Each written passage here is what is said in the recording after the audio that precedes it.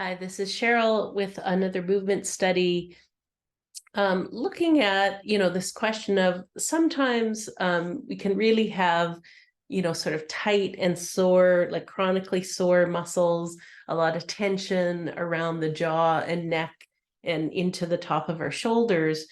And, often we look at issues about like how do I loosen up my neck, how to reduce that pain. This is a study that's looking a little bit more at how we're using the long muscles that go on either side of our spine and the coordination with our pelvis and our legs so that we can have a line of force through that actually lifts and carries our head and our neck so that there's less for them to do. There's less of a job for them to do. And so I'm going to show this just in the table, having feet flat on the table and exploring, with hands behind the head and elbows towards the ceiling, exploring how we can have force travel through. So as I press into my foot, it rolls over my pelvis and starting to feel that line of support come up through my spine.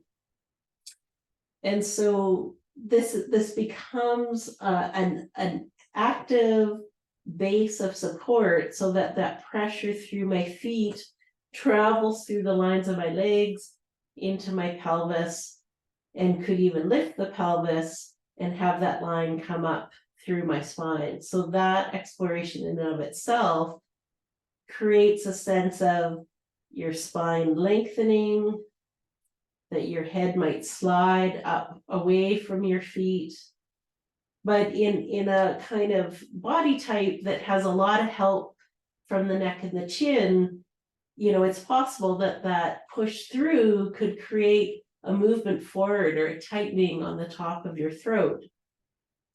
So this is an exploration to look at this question of, if I'm going to lift my head, taking advantage of that flow up of support, that I'm going to push through my feet, roll over my pelvis,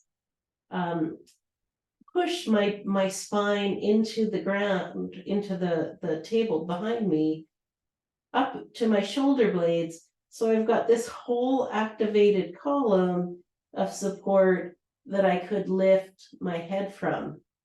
And so really helpful, try to keep your head resting in your hands, but also helpful to not lift your head until that wave of support allows you to do so. So pressing with your feet, coming up through your spine, feeling that loading into my shoulder blades, all of that is down so that then I can come up using the elongation of those long muscles on my back that are on either side of my spine.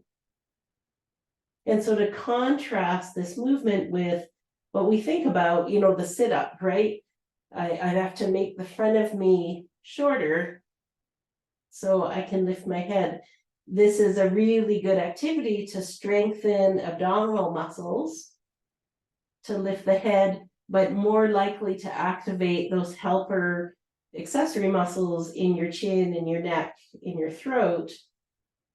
And so really exploring this other option that in fact the force through helps me lengthen my spine, and I can keep lengthening that in order to raise my head.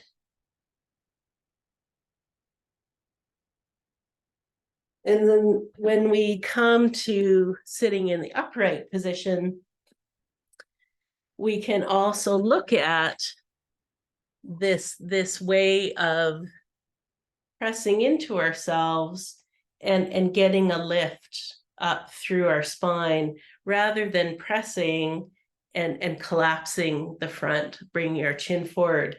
So really helpful to explore this sense of lift when you're walking up and down stairs. So each foot that comes on a riser, you're pressing into it and setting up this line of support that lengthens you, that rises, and just lets your head ride on your spine, so that you're not somehow coming into a movement where you're actually trying to walk with your neck. I'm really emphasizing this, but it can be a way that when we don't feel the line of support and the lift through us, we'll do some other kind of thing to make the effort to rise up step by step. So thanks for tuning in. Have a good day.